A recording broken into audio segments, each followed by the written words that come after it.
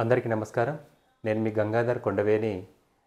ఈరోజు ఏందంటే ఈ వీడియోలో మనం సిట్టింగ్ పొజిషన్, కూర్చుండే విధానం ఎలా ఉండాలో తెలుసుకుందాము.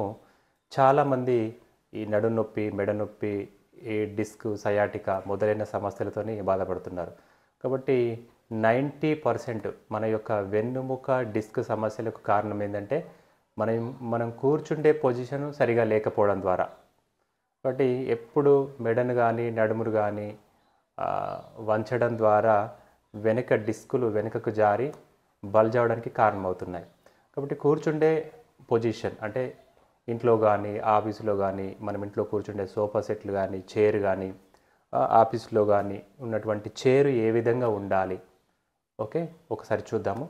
కాబట్టి చూడండి, ఇప్పుడు నా యొక్క చైర్ని ఎలా వేసుకున్నానంటే ఇది ఈ బ్యాక్ సైడ్ అప్ ఉంది.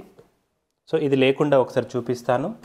చూడండి, ఇప్పుడు ఈ విధంగా కూర్చున్నప్పుడు కంప్లీట్గా డౌన్, ఓకే, హిప్ డౌన్ ఉంది. సో ఈ ఏరియా పెల్విస్ ఏరియా డౌన్ ఉంది. ఇలా ఉండడం ద్వారా నేను ఏం చేస్తానంటే ఇలా కూర్చుంటాను.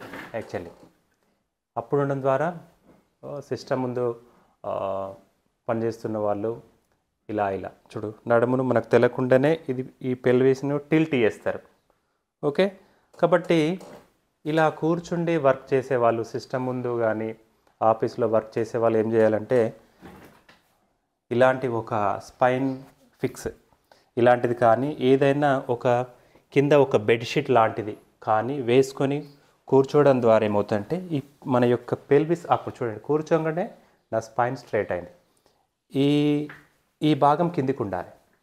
ఓకే, కార్లో డ్రైవింగ్ చేస్తున్నప్పుడు మన కార్ యొక్క సీట్ ఎలా ఉంటుందంటే ఈ వెనక భాగం డౌన్ ఉంటుంది, ఇది అప్ ఉంటుంది.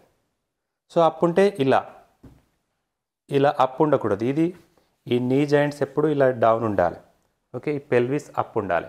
అప్పుడు స్పైన్ ఇలా ఉంటుంది, ఇలా ముందుకు. సో ఈ పెల్విస్ ఈ పొజిషన్ కాకుండా ఈ పొజిషన్లో ఉంటుంది. అప్పుడు స్పైన్ మీద లోడ్ కాకుండా ఉంటుంది, స్పైన్ మీద ఒత్తిడి కాకుండా ఉంటుంది. ఓకే, అందుకని ఇలాంటిది మీరు ఒక బెడ్షీట్ కానీ లేదంటే ఇలాంటిది తీసుకొని యూజ్ చేయడం ద్వారా మీరు నడుము నొప్పి రాకుండా స్పైన్ చక్కగా ఉండే విధంగా మీరు చూసుకోవచ్చు. Okay, thank you.